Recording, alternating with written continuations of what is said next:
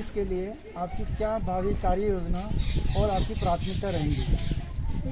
मेरी सर्वप्रथम प्राथमिकता रहेगी कि मैं जनता की सेवा करूं। जनता जो काफ़ी चीज़ों से परेशान है, जैसे मैं घर घर जाके जनसंपर्क कर रही हूं तो लोग बता रहे हैं कि हमारी ये परेशानियां, पार्षद बनने के बाद कोई यहाँ आता भी नहीं है और काम नहीं करवाता है। जैसे लोगों ने बताया कि हमारे यहाँ चैम्बर नहीं बने हैं, नक्शे पास नहीं हो रहे, पेंशन से हमारी जो 1 महीने आई थी वो अचानक बंद हो गई है और नालिया रोड जो लोग पार्षद लोग कहते हैं कि बनवाएंगे वो बनवा के नहीं जाते हैं।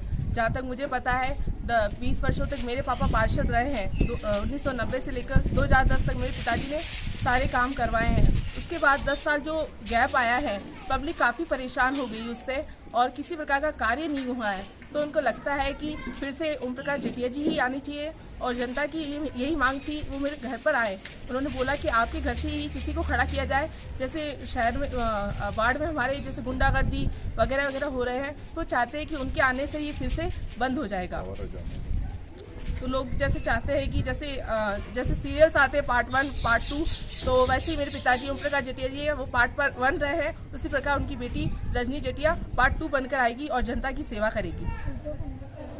आप अपनी जीत के लिए पूर्णतः आशान्वित हैं और आपकी जीत का आप अपना क्या मूल आधार मान रही हैं? मैं अपना मूल आधार पूरा जनता और मेरे पिताजी और मेरी माताजी को मानती हूँ, क्योंकि 20 वर्षों से उन्होंने जनता को लाभान्वित किया है। वार्ड 21 में बीजेपी और कांग्रेस दो प्रमुख पार्टियां होते हुए भी और आपकी प्रबल दावेदारी होते हुए भी आपको टिकट नहीं मिलना है, लेकिन आपको पूर्ण विश्वास है कि आप जीतेंगे ही जीतेंगे। तो आपका प्रमुख क्या इसकी वजह है? वार्ड नंबर 21 से मेरी पुत्री रजनी जटिया निर्दलीय प्रत्याशी के रूप में चुनाव लड़ रही है। निर्दलीय चुनाव लड़ने का उद्देश्य यही है कि यहाँ की जनता 10 साल से, जो 1990 से लेकर 2010 तक मैं और मेरी धर्मपत्नी 20 साल तक यहाँ पार्षद रहे और मैं नगर परिषद का उपसभापति रहा। 10 साल तक जो पार्षद रहे, यहाँ विकास कार्य नहीं हुए, आवारागर्दी बढ़ गई, आवारा जानवर है, किसी के विधवा पेंशन नहीं बनी, किसी के नक्शे पास नहीं हुए, कई प्रकार के विद्युत संबंधी कई परेशानियां हैं। एक तो ये कारण है जीत का, जिससे हमें यहाँ की जनता ने खड़ा किया है और जीत होगी।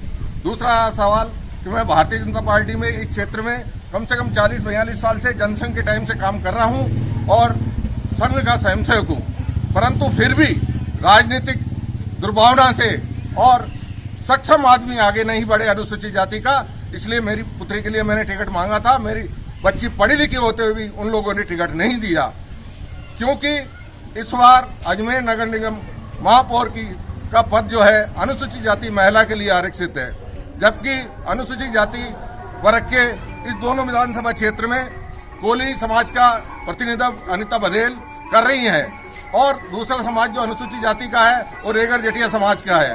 परंतु हमारे समाज की उपेक्षा करते हुए इन लोगों ने टिकट काटा है और भारी मतों से हम जीत के जाएंगे।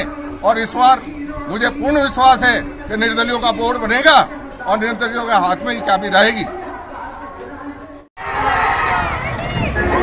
ओम प्रकाश जटिया यानी 36 कौम के लाभ दुलारे, ओम प्रकाश जटिया यानी विकासशील, कर्मयोगी और सरल,